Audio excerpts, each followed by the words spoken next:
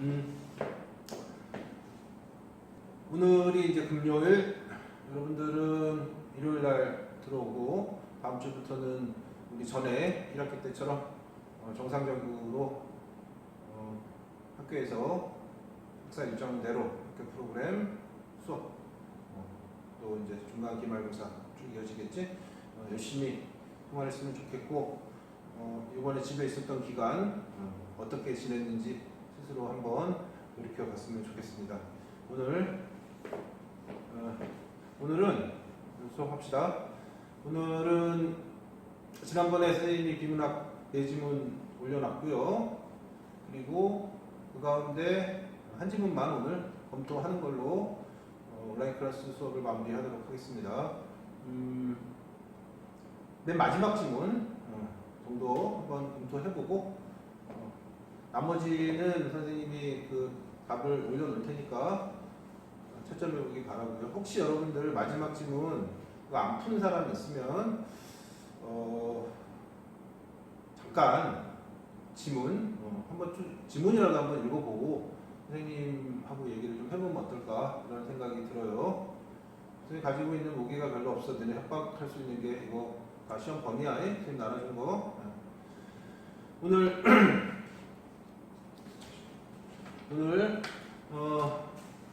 지문에서 이 윤리학 지문이거든요. 윤리학 철학의 분야 가운데 윤리학이라는 분야가 있어요. 여러분들 참 많이 본 것 같은데 그 샌델 교수의 정의론 이런 거 있잖아. 정의론을 쓴 그 샌델 교수 같은 사람들이 윤리학 교수예요. 철학 가운데 정의란 무엇인가, 그죠? 이런 것들도 다 윤리학에서 다루고 있는 분야야. 그래서 그것과 관련된 아주 어렵진 않고요. 지문인데 선생님이랑 쭉 한번 읽어보도록 하겠습니다. 많이 읽는 거, 예측하면서 능동적으로 읽는 거, 밑줄 그어가면서 읽는 거 중요하다고 선생님이 그랬어요. 하면서 는다. 안 하면서 걱정만 하는 사람은 바본 거야. 우선 오늘 하기 전에 요것만 잠깐 얘기하고 갈게요. 그리고 여러분들이 알고 있었으면 하는 단어가 하나가 있어요. 오늘 지문에서도 이제 메타윤리학 이런 얘기가 나오는데 여러분들 비문학 지문을 읽다 보면 아니면 독서를 하다 보면 메타란 말이 심심찮게 나와요. 메타. 그래서 여러분들 가운데 뭐 아는 사람도 있겠지만 이 단어는 상식으로 좀 알아뒀으면 좋겠다 이런 생각이 들어서 이야기 한번 해볼게요. 메타적 사고, 메타적 시선 이런 표현 많이 쓰는데 되게 중요한 사고 방식이거든요. 사고 과정이기도 하고 여기 보면 이렇게 나오죠. 생각에 대한 생각 또는 시선에 대한 시선. 말이 좀 어렵나? 여러분 우리는 끊임없이 여러분 공부할 때도 생각을 하잖아. A라는 거에 대해서 여러분 생각하고 있지? 그치? 생각하면서 독서도 하고 문제도 풀고 대화도 한단 말이야. 그런데 내가 A에 대해서 생각하고 있는 나를 또 생각하는 또 나 주체가 있어요. 그래서 내가 무엇에 대해서 생각하고 있는 이 생각에 대한 생각. 그래서 이런 것들을 메타적 사고라고 해요. 이거 되게 중요한 거거든요. 여러분들이 그러니까 여기서 나오죠? 메타적 시선을 자기반성이라고 우리가 흔히 얘기할 수 있는 거예요. 아까 얘기했습니다. 여러분들이 이번 기간 동안 이번 또 코로나 때문에 갑작스럽게 집에 갔고 기간 동안 옹클도 들었을 거고 개인적으로 여러 가지 학습이 꼭 아니어도 좋아요. 어쨌건 24시간을 보냈단 말이야. 그건 다 여러분들 평등하잖아. 이 24시간을 어떻게 보냈는지 생각하는 능력. 생각하는 거, 그게 메타적 사고예요. 무엇인가에 대해 생각하는 나를 또 나에 대해 생각해보는 거. 이런 거 되게 중요하다. 그래서 이 메타란 말이 비욘드라는 뜻이거든요. 넘어서. 그래서 메타적 사고를 여러분 할 수 있어야 되고 또 이 메타란 말이 사용되는 개념들이 되게 많습니다. 그래서 그 정도는 알아두면 어떨까? 그래서 이 김정훈이라는 심리학자고요. 심리학자고 대중심리학자. 책도 많이 쓰시고 이분이 쓴 그래서 이런 구절이 있어서 되게 잘 적절한 설명인 것 같아서 여기 써봤는데 우리 비밀번호 정하잖아. 여러분들 선생님도 마찬가지인데 생년월일 까먹지 않으려고 그지? 생각이 나야 되니까 뭐 이런 걸로 이제 한단 말이야. 그죠? 뭐 옛날 애인 전화번호나 군번 그런데 여기 비밀번호를 내 생일로 해야지라고 하는 이 생각의 과정에서도 두 가지의 나가 작동을 하는데 비밀번호를 생각해야 되는 애가 있고요. 그 다음에 그렇잖아. 비밀번호를 생각하는 내가 있고 비밀번호를 생각해야 잘 기억이 나겠지라고 생각하는 또 나가 있잖아. 그치? 그치? 요 2번이 메타적 시선이야. 이렇게 생각하면 좋을 것 같습니다. 메타는 뭐라고? A에 대해서 생각하고 있는 나에 대한 생각. 이게 메타적 사고야. 알겠지? 메타란 말은 그 정도로 여러분들 이해했으면 좋겠습니다. 그렇죠? 그러면 이제 지문으로 가보도록 하겠습니다. 빨리 할게요. 선생님이 메타라는 이야기를 괜히 한 건 아니고요. 일단 그 전에 이 지문의 특징 선생님이 한번 이야기 잠깐 하고 갈게요. 이항 대입이 두드러지는 지문이라는 표현을 썼는데요. 이 지문 선생님이 이게 좀 읽어가면서 우리 지문 가운데 이거 되게 많아요. 이항 대입이 전체의 핵심 구조인 경우가 되게 많아요. 이항 대입은 뭐냐면 딴 거 아니야. A에 대해서 설명하고 있어요. 그죠? 그러면 얘를 쪼갭니다. A는 A 다시와 A G 다시 이렇게 구성이 된다. 이게 첫 번째 문제죠. 그지? 그러면 차례대로 얘에 대해서 설명하겠죠? 그러면 A는 B야 라고 설명할 거야. 그지? 그럼 여기서 이항 대립 지문 같은 경우에는 얘기하지 않더라도 이렇게 되는 거거든요. 이항 대립. 그럼 여기 굳이 얘기를 하지 않아도 여기에 이 A 다시의 속성 얘가 B면 얘의 속성이 뭘까? B가 아니다 그거잖아. not B거든요. 그랬을 때 이거 not이란 뜻이야. not 명제 표시할 때 있잖아. 이것도 있고 이것도 있고 그지? 그리고도 있고 또는도 있고 그 다음에 not B and or 그 다음에 not 이거야. 그랬을 때 요거를 추론할 수 있어야 되죠. 이런 사고방식은 여러분들이 좀 이해하고 있습니다. 요거 지문 보면서 이제 생각을 한번 보고요. 요거를 생각하면서 이거는 할 수 있어 잘 읽혀요. 이런 구조 되게 많잖아. 여기서 가다가 또 갈라치기도 하고. 그렇죠? 그래서 이렇게 가지치기. 이런 게 이항 대립인데요. 이게 되게 두드러지더라고. 그래서 선생님이 그거 중심으로 이야기를 한번 해보도록 하겠습니다. 그리고 그래요? 볼까요? 중심 문장 한 문장에 하나의 핵심 내용 그리고 그거 체크하면서 한번 읽어보도록 합시다. 첫 번째 볼게요. 우리 일상생활에서 약자를 돕는 것은 옳다와 같은 도덕적 판단을 한다. 그래서 핵심어 어려운 단어 없잖아. 도덕적 판단 이거 핵심어겠죠? 도덕적 판단 설명 필요 없지? 어려운 사람 돕는 거 옳은 일이야 라고 얘기하잖아. 됐어요?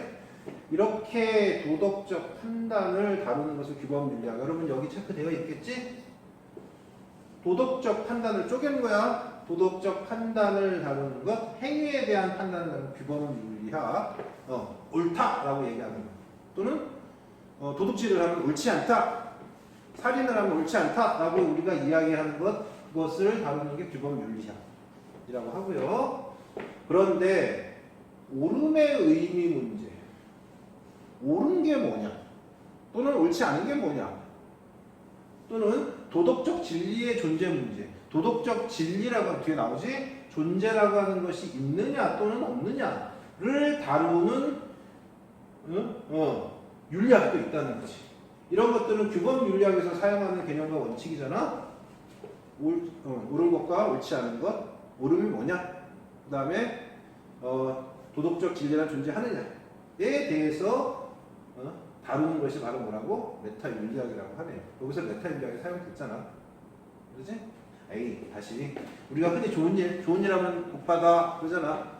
좋은 일은 하면 안 돼. 착한 일 해야 돼 라고 하잖아. 이런 생각해보는 거죠? 아까 메타적 사고라고 했잖아. 좋은 일이라고 하는 거를 사고하는데 그러면 좋은 일은 뭐지? 또는 착한 일이란 뭐지? 라고 생각하는 게 메타적인 사고예요. 아까 선생님이 얘기했지? 그거랑 비슷한 맥락에서 보시면 돼. 됐습니다. 그래서 메타란 말 되게 중요하니까 다시 한번 생각해 보고요. 메타 인리학에서는 도덕 실제론과 정서주의는 옳음과 옳지 않음의 의미를 이해하는 방식. 그지?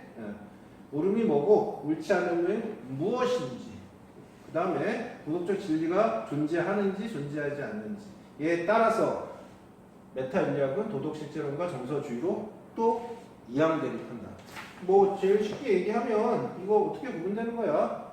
도덕적 판단은 쪼개진다는 거지? 선생님이 이것도 좀 나중에 선생님이 이제 메모 이렇게 한 것 좀 일단 띄워볼게요. 쪼개면 여기 이양대립 뭐야? 여기가 규범 윤리학이 되는 것이고, 그렇죠? 여기는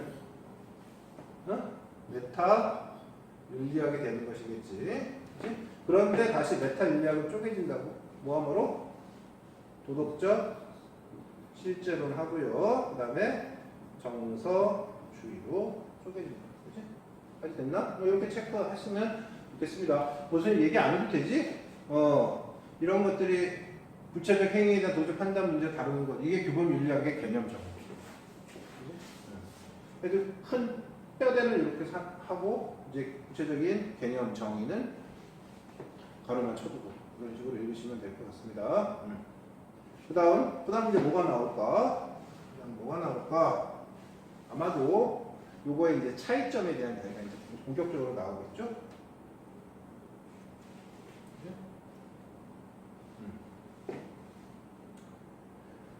도덕 실제론에 대한 얘기. 아까 머릿속에 도덕 실제론하고 뭐였어요? 정서주의지, 그치? 네. 실제론에서는 도덕적 판단과 도덕적 진리를 과학적 판단 및 과학적 진리와 마찬가지라서 여기 밑줄 그었어요. 도덕적인 것을 판단하고 옳으냐 그르냐, 그죠? 그다음에 도덕적 진리가 있느냐 없느냐는 과학이랑 똑같아. 과학 여기 체크가 됐어야 되겠지? 과학적 판단이 참 또는 거짓을 판정할 수 있는 명제를 나타내고, 과학적이라고 하는 것은 우리가 그지? 물은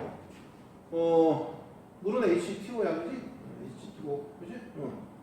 물은 H2O야. 이거 참이야 거짓이야? 우리는 참이라고 이야기하잖아. 그치? 이거 따라서 이건 진리라고 우리가 얘기할 수 있는 거잖아. 이게 명제거든요. 명제 문장 형태로 물은 H2O다. 그러잖아요. 과학이라고 하는 건 이렇게 명제를 나타내고요. 그치? 이를 통해 참으로 판정된 거. 물은 H2O야. 얘는 우리가 과학적 진리라고 부를 수 있겠지. 마찬가지로 도덕적 판단도 마찬가지로 참이나 거짓으로 판정. 이건 참이야. 약한 사람을 돕는 건 옳은 거야. 라는 걸 참 또는 거짓으로 판정할 수 있어야 돼. 명제 형태는, 이 명제란 말이 되게 중요하다. 그 다음에 이 명제로 판정이 되었을 때, 이건 참이야 또는 이건 거짓이야 라고 판정이 되었을 때 이걸 우리가 뭐라고 부른다? 진리라고 규정하대. 그런데 도덕실제론에서 주장하듯 도덕질은 옳지 않다가 도덕적 진리라면, 도덕적 진리, 그러면 당연히 전제가 뭐야? 명제 형태이면서 참과 거짓을 판정할 수 있어야 되겠지? 그런데 이게 참과 거짓으로 이야기하기 위해선 중요한 단어 나왔습니다. 객관적으로 실제하는 성질을 도덕질에서 찾아낼 수 있어요. 중요한 단어 나왔어요. 객관적으로 실제하는 성질을 도덕질에서 찾아낼 수 있어야 됩니다. 그죠? 그러니까 이해됐어요? 그러면 여기서 아까 선생님이 얘기했던 이양대립을 한번 생각해보면 도덕 실제론하고 뭐를 나눴었을까? 정서주의를 나눴었잖아? 그치? 그러면 여기서 유추해볼 필요가 있어요. 정서주의는 항상 뒤에 나오는 게 더 중요해. 이 사람 필자가 말하고 싶은 건 뒤에 나오는 거야. 도덕적 실제론보다는 정서주의를 더 이 사람은 설명하고 싶어 하는 것 같아요. 뭘 통해서? 도덕 실제론과의 차이점을 통해서. 도덕 실제론의 핵심은 뭐였어? 예를 들면 어디 갔습니까?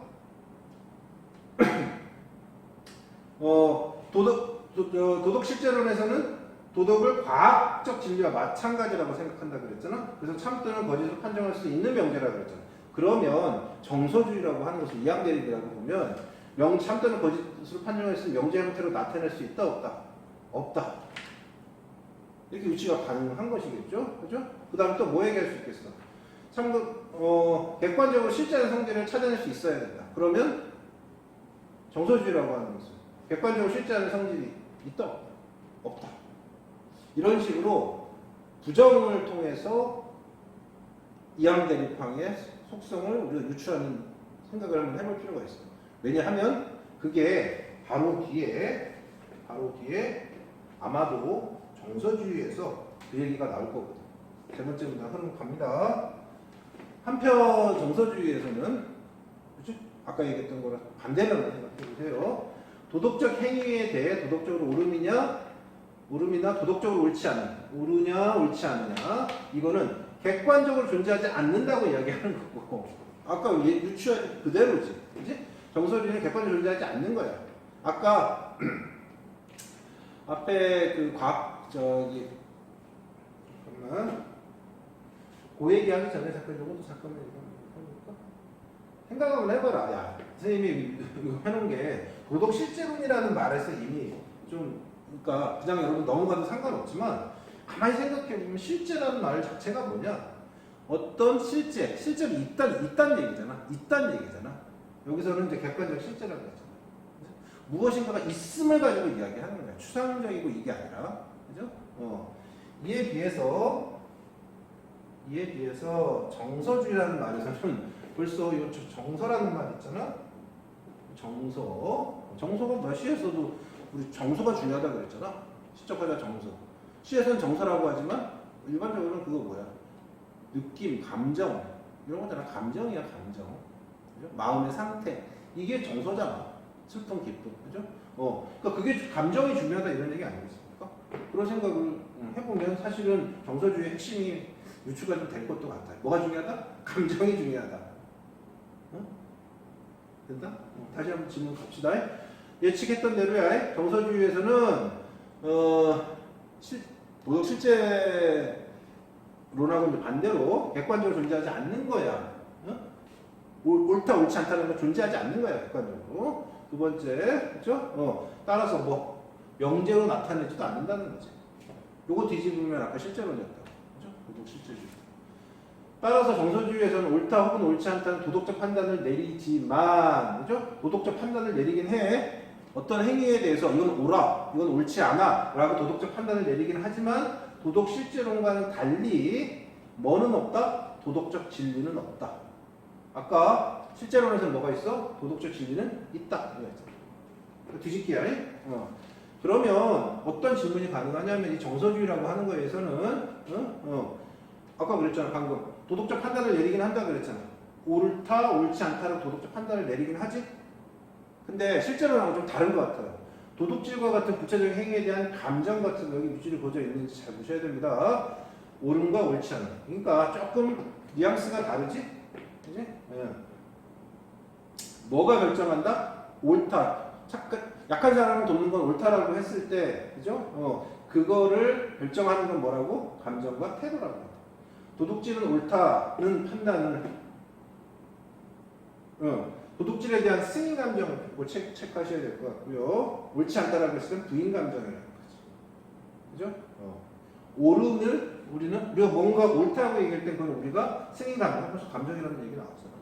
뭐가 정서가 중요하다는 거야. 정서를 표현했다는 거야, 결국. 그 다음에 옳지 않다는 부인 감정을 표현한 것으로 이해하면 된다. 이런 얘기죠. 계속 가볼게요. 이 정서주의는, 그러니까 이 글의 필자는요, 정서주의를 설명하고 싶은 사람이에요. 정서주의를. 도덕적 판단이 윤리적 행위를 하도록 동기를 부여하는 것에 대해,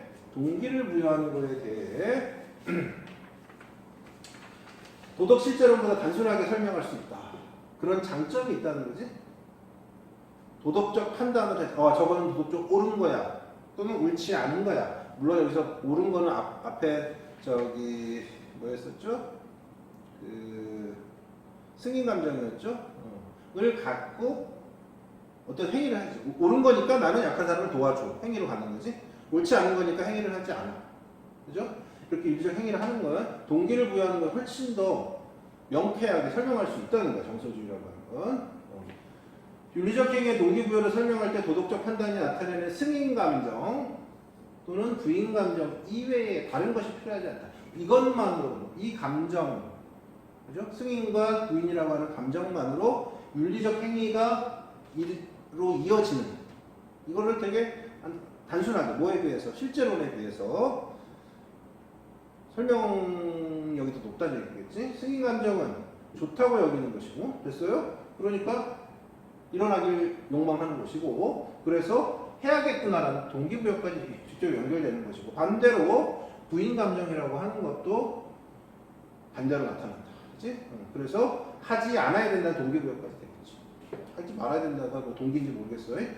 이에 비해서 도덕 실제론에서는 두 덩어리 도덕적 판단 이외에도 욕망과 감정에 관한 이해가 반드시 필요하다. 됐나요? 그러니까 하나의 과정이 더 필요하다는 거야. 옵션이 하나 더 필요한 거지. 그러니까 더 복잡해질 수밖에 없겠지? 약자 돕는 것은 옳다. 이런 도덕적 판단을 할 수가 있겠지. 그지? 그런데 실제론에 따르면 하나가 더 필요하다는 거야. 그죠? 여기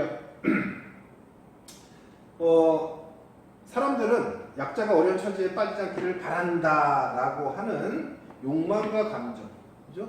욕망과 감정, 바란다, 욕망과 감정에 대한 법칙을 하나 더 추가해야 한다.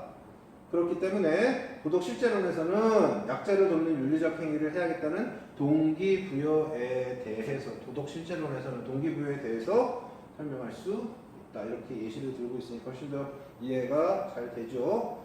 욕망과 감정에 대한 법칙을 쉽게 확보할 수 있는 것은 아니기에 이거 되게 추상적이고 여기서 일정한 법칙을 찾아낸다는 건 되게 어려운 일 아니겠니?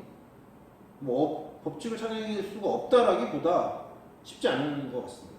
그것보다 훨씬 더 이거를 빼고 정서주의는 요 감정만 가지고 도덕적 판단에 의해서 윤리적 행위로 이어지고 설명할 수 있으니까 정서주의가 훨씬 더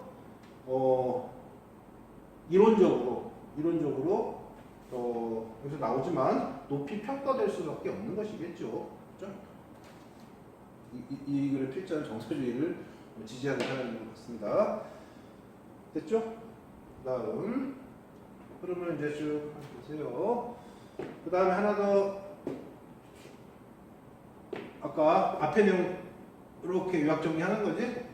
옳음과 옳지 않음의 의미를 아까 승인감정, 부인감정이라고 표현하는 게 정서주의였어요. 그렇죠? 그렇기 때문에 사람들 간의 도덕적 판단의 차이도 간단하게 설명할 수 있다. 사람들마다 다르잖아. 어떤 사람은 이 어떤 행위를 보고 이건 도덕적이야 또는 도덕적이지 않아. 이렇게 사람마다 다를 수 있잖아. 도덕적 기준이 다를 수 있잖아요. 윤리적인 문제는 서로 합의하지 못할 수 있어요. 그죠? 그런데 이거를 정서주의는 쉽게 설명할 수 있다는 거지. 너는 내가 생각하기엔 도덕적이지 않은데 너는 왜 도덕적이야? 그래서 넌 틀렸어? 라고 이야기하기보다는, 그죠? 너와 나의 감정과 태도가 다를 수 있잖아. 사람들마다 다르기 때문에 합의에 이르지 않을 수도 있다는 거지. 그지? 그래서 도덕적 판단의 차이로 인한 극단적인 대립을 피할 수 있다는 점에서 큰 의의가 있다. 괜찮죠? 네, 정서주의. 마지막 이제 슬슬 파고도 이제 저기 마지막 결말로 갑니다. 하지만 그러면 정서주의는 정서주의가 뭐 장땡이냐? 정서주의에도 뭐가 있다? 문제점이 있다. 한계가 있다. 첫째, 둘째, 셋째. 첫 번째, 동그라미 쳐놨는데 감정이 변할 때마다 도덕적 판단도 변한다고 해야 하지만 다시 감정은 뭐 한다고? 변할 때. 사람의 감정은 변할 수 있잖아.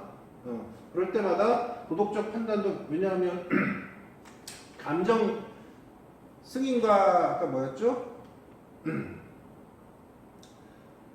승인 감정, 부인 감정이 있었잖아요. 승인하고 부인 감정은 얼마든지 바뀔 수 있지 않냐? 그지? 그럼 바뀔 때마다 도덕적 판단도 변해야 되는 거야? 변한다고 해야지만 도덕적 판단은 바뀌지 않아요. 다시 흐름은 이거야. 감정이 변하면 도덕적 판단이 바뀌어야 되는데 사실 도덕적 판단은 바뀌지 않는다고. 어제는 도둑질을 한 거에 대해서 내 감정이 바뀐다고. 어제는 그거 옳지 않다고 얘기하고 오늘은 또 감정이 바뀐다고 옳다고 얘기해야 되는 거야? 그렇진 않잖아. 됐나요? 두 번째 이게 문제죠. 감정은 이유 없이 변할 수 있지만 핵심은 이거야. 감정은 변하는데 도덕적 판단은 근거가 있을 경우를 제외하고는요 바뀔 수 없다. 사실은 기억이나 요 앞에 첫째나 둘째나 거의 유사하지. 감정은 변하는데, 그죠? 변할 수 있는데 그러면 거기에 따라 도덕적 판단도 변해야 되는데 변하지 않는다고. 그죠? 이게 결정적인 정서주의의 어떤 약점인 것 같아요. 세 번째, 이렇게도 가능한 거지? 만약에 감정이 없으면 도덕적 옳음과 도덕적으로 옳지 않음도 없다고 해야 하지만 감정에서 도덕적 그 판단이 나오는 거잖아. 그렇잖아. 앞에 내용이 정서주의라고 하는 것이. 정서주의 다시 정서가 제일 중요해. 정서가 출발점이라는 거야. 정서가 있어야 도덕적 판단을 하는 건데 하는 거잖아요. 그지? 네. 그런데 만약에 이 정서가 없으면 어떤 결론이 당연히 나올 수밖에 없겠어? 도덕적으로 옳지 않은, 옳음과 옳지 않은 도덕적인 판단이라고 하는 것이 아예 뭐 없다 라는 결론이 나와야 되는데 근데 어떻게 도덕적 판단이 없냐고. 아까 얘기했었어요. 정서주의는 이거 전부 다 출발이 뭐였어? 아까 도덕적 판단에서 응? 아까 질문에서 핵심이 뭐였어? 도덕적 판단. 도덕적 판단이 규범윤리학하고 메타윤리학이었고, 그죠? 메타윤리학이 다시 뭐였죠? 도덕적 실제론하고 정서주의였잖아. 이거 다 근거는 전제는 뭐라고? 도덕적 판단을 있다 없다? 있다는 거예요. 도덕적 판단을 한다는 거예요. 그렇죠? 그렇잖아. 그런데 이게 없다고 하니까 이거 사실은 말이 안 되는 거지. 이거는 우리가 보편적 인식하고도 배치 서로 맞지 않는다. 그죠? 그렇게 보시면 될 것 같습니다. 그러면 문제 풀기 전에 쌤하고 흐름만 한번 다시 한번 물 흐르듯이 선생님 습관이야. 선생님 항상 뭐 책이 있으면 선생님 지난번에 얘기했지? 여백 같은 데다 이렇게 적으면서 한다 그랬어요. 잘 읽히는 거면 그냥 눈을 쑥 보고요. 밑줄도 그어가면서 읽히지 않을 때는 이렇게 한 번씩 적어가면서 하는 것도 나쁘지 않죠. 흐름부터 한번 가부터 갈게요. 우리는 도덕적 판단을 한다고 옳다, 옳지 않다. 우리 매일 이거 하면서 살잖아. 그치? 옳은 행위를 하는 사람들 TV에 나오고 이렇게 박수치고. 그래서 우리 학급에서도 그런 친구들은 뭐 선행상도 주고 모범상도 주고 이렇게 하잖아요. 근데 주는 거는 다 우리가 도덕적 판단을 하기 때문이겠지? 도덕적 판단. 근데 이 도덕적 판단을 다루고 있는 분야가 윤리학인데 그 중에 윤리학이 쪼개진다는 거지? 규범윤리학하고 메타윤리학. 그죠? 규범윤리학. 어떤 행위가 이건 옳아, 이건 옳지 않다라고 얘기하는 거야. 라고 그게 뭐야? 구체적 행동에 대해서 옳아 옳지 않다고 얘기하는 게 규범윤리학. 그런데 메타윤리학은 이거에 대한 윤리학이야. 옳다고 그러는데 옳은 게 뭐야? 선생님이 이렇게 써놨어요. 사실 나오지 않지만 지문에는 메타윤리학은 선생님 그랬잖아. 이항배립에서는 유추가 충분히 가능하다. 뭘 다룬다? 얘는 구체적 행동이면 구체적 행동을 다루는 게 아니라고. 이해되죠? 메타가 그런 거야. 구체적 행동이 아니라 이 윤리학에서 다루고 있는 거에 대해서 또 탐구하는 게 바로 메타. 이해되지? 그죠? 그 다음에 그러니까 얘들아 메타적 사고가 되게 중요한 게 예를 들면 우리가 계속 봤잖아. 과학 연구에는 끊임없이 무한정의 자유를 줘야 돼. 그러니까 과학자들이 예를 들면 이 열심히 개발한 원자폭탄이 어떻게 사용될지는 생각하지 않고 과학 연구에만 몰두해요. 이게 어떻게 지난 시간에 했던 거랑 계속 연결이 되지? 그런 과학자들이 뭐가 부족한 거야? 메타적 사고가 부족한 거예요. 메타적 사고. 그죠? 여러분들도 지금 공부를 하고 있는데 이 공부가 나중에 나에게 어떤 도움이 되고 이게 어떻게 쓸모가 될 나중에 여러분들이 쓸 수 있을지 궁극적으로는 이게 뭐 나의 이익만 생각하는 공부인 건지 아니면 이걸 잘 활용해서 우리 사회 국가를 위해서 쓸 수 있는 공부를 해야겠다. 뭐 이렇게 생각하는 것도 다 메타적 사고예요. 되게 중요한 거지. 선생님 다시 갑시다. 그럼 도덕적 판단, 규범윤리학, 메타윤리학. 근데 메타윤리학에서 다루고 있는 거라고. 메타윤리학은 두 개로 쪼개진다고 뭐하고 도덕실제론하고 정서주의. 도덕실제론이라고 하는 거는 도덕을 뭐랑 비슷하다고 보는 거야? 과학적 판단, 과학적 진리. 그지? 과학적으로 참과 거짓을 판정하는 게 뭐의 형태로? 명제의 형태로. 그지? 그랬을 때 참일 때 이건 우리가 진리라고 얘기하는 거 아니겠어? 이게 뭐라고? 도덕실제론. 따라서 도덕실제론에서는 뭐 객관적 실제가 필요하다는 거야. 있어야 된다. 그런데 선생님 아까 얘기했다. 읽으면서 선생님은 이 글은 요 두 개 대립이니까 정서주의에 대해서 유추해보는 거지? 뒤집기예요. 아마 정서주의는요, 과학, 그러니까 도덕적 진리가 있다는 거잖아. 그죠? 맞잖아요? 그런데 정서주의에서 도덕적 진리가 있다, 없다? 없다고 생각할 것 같아. 선생님, 읽으면서 선생님, 이것도 선생님 메타적 사고야, 어찌 보면. 그 다음에 참과 거짓을 판정하는 명제. 근데 정서주의는 참과 거짓을 판정하는 명제가 없다. 이렇게 아마 나오지 않을까? 세 번째, 객관적 실제가 있다, 얘는. 근데 얘는 객관적 실제가 없다. 이거 뒤집기라고. 이렇게 선생님이 선생님 추론이라고 써놨네? 추론해본 거였었어요. 그러면 아마 다음 문단에서 이거에서 또 그렇게 설명하지 않을까? 라고 생각하고 봤더니 똑같이 설명이 되고 있더라고. 됐죠? 이게 추론적 사고야. 뒤집기. 이거 잘 생각해봐. 여러분 질문 읽으면서 이 항들이. 그래서 이거 정리하면 정서주의는 요런 건데, 근데 도덕적 판단을 하긴 해야 되잖아, 정서주의에서도. 그래서 그러면 옳고 옳지 않은 게 뭐냐, 정서주의에선. 그랬을 때 이 옳고 옳지 않은 게 바로 뭐다? 감정과 태도에 달려있다. 감정과 태도에서 결정이 된다는 거지. 그랬을 때 옳음이 뭐라고? 승인감정. 그죠? 약한 사람을 돕는 걸 보면서 우리는 승인감정이 드는 거니까. 그치? 옳다고 생각하는 게 아니라 그건 승인감정이 드는 거지. 그래서 우리는 약한 사람을 도와야 돕는 실제 윤리적 행위로 이어지는 거겠지? 있나요? 옳지 않은 건 부인감정. 이렇게 가는 거지? 라문당 갑니다.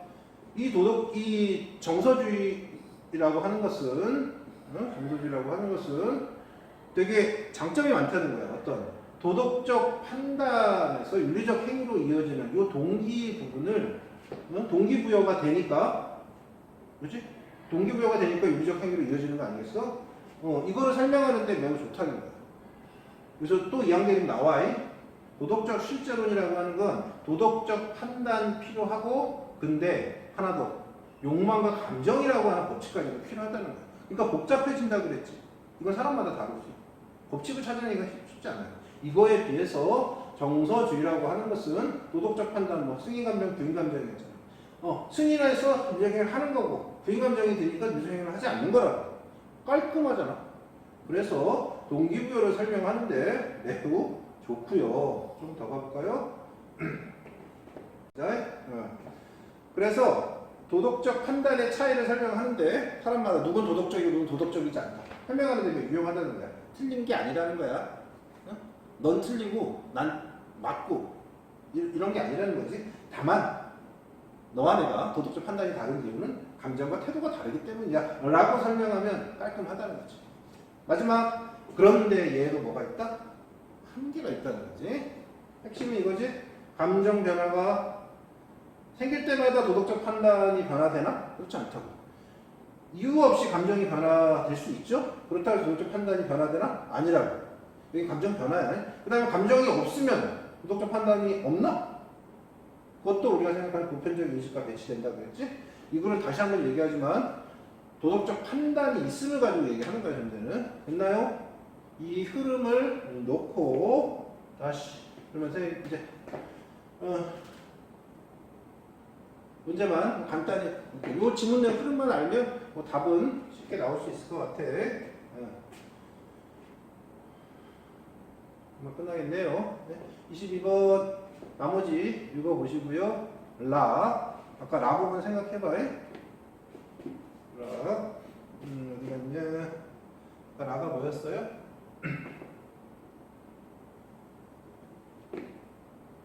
라가 뭐였어? 도덕적 판단은, 그죠? 이 윤리적 행위로 이어지는 동기부여가 훨씬 더 설명이 잘 된다는 거야. 그렇죠? 왜냐하면 도덕적 판단만으로 윤리적 행위가 이어진다고 이야기하면 되니까. 이게 필요 없다는 거야. 실제로랑 비교했을 때. 그렇죠? 그러면 뭐 도덕 실제론의 장점과 의의를 정서주의와 비교하여 설명하고 있다. 아까는 이항대립이라고 했잖아. 이항대립 지문이 같은 경우에는 어떤 두드러진 특징이 있다? 바꿔치기. 정말 바꿔치기 많이 한다. 응? 이해되지? 응. 그래서 라중은 보시면 뭐에 대한 얘기야? 정서주의가 도덕 실제론보다 장점과 의의가 있다. 이거잖아. 이거 두 개를 지금 바꿔치겠죠? 맞니? 그래서 나머지는 여러분들 읽어보면 될 것 같고, 그 다음 윗글에 대한 이해로 적절하지 않은 것은 요거 읽어보시고요. 또 역시 보시면 승인 감정은 아까 뭐랑 연결된 거 있어? 실제론이었어? 정서주의였어? 승인이니까 승인 감정이니까 정서주의잖아. 그런데 도덕 실제론 넣었잖아. 그러니까 역시 대표 전형적인 바꿔치기. 여기 뭐 매력적 오답도 없고 그러니까 그죠? 그리고 24번의 기억 뭐 답이 너무 허무해서 이 문제는 뭐냐면 저기 고3 모평 문제예요. 모평 문제 6월 모평 문제 2016년도 그럴 거야.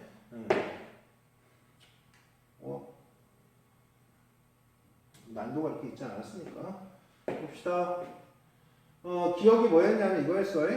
감정은 이유 없이 변할 수 있지만 중요한 거 변할 수 있다. 그러나 도덕적 판단은 바뀔 수 없다. 바뀔 수 없다. 변화하지 않는다. 그지?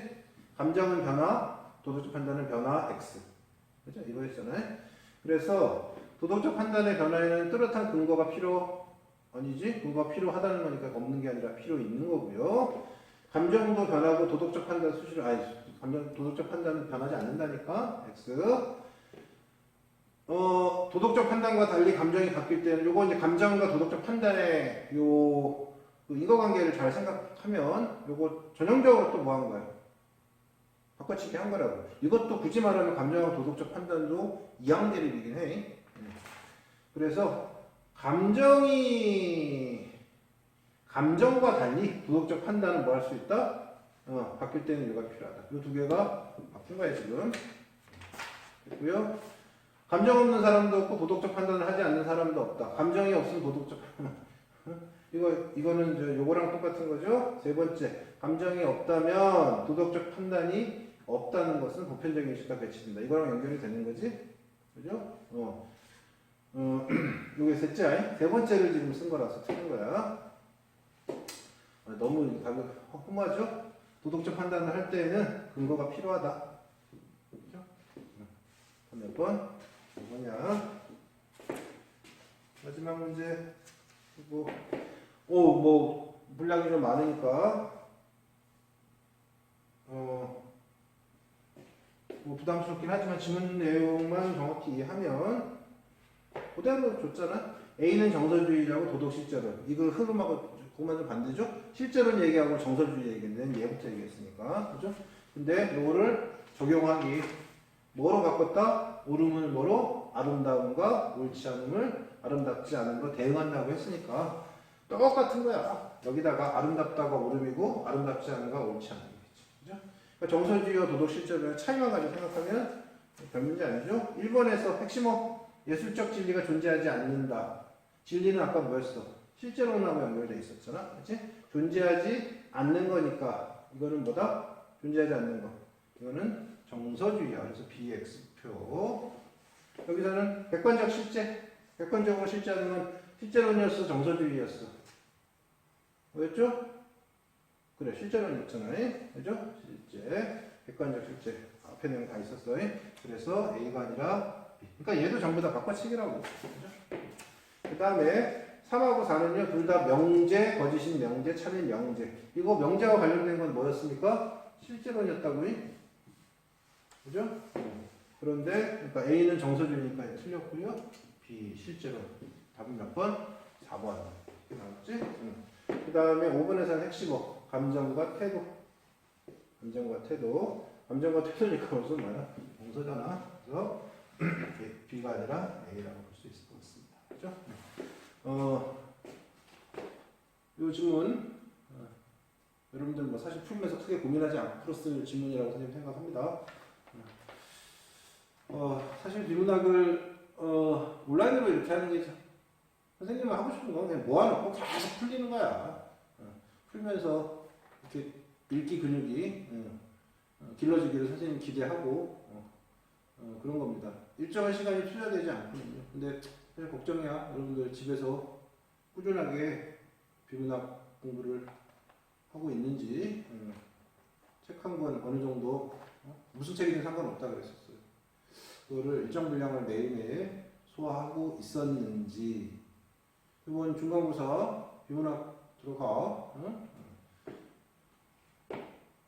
걱정인데요. 그래요. 아무튼 와서 열심히 해서 같이 의미 있는 이제 국어 실력 향상 뭐 이런 것들을 거뒀으면 좋겠고 거기에 선생님들도 노력을 할 테니까. 하여튼 고생 많았고 학교에서 보자. 알았지? 안녕.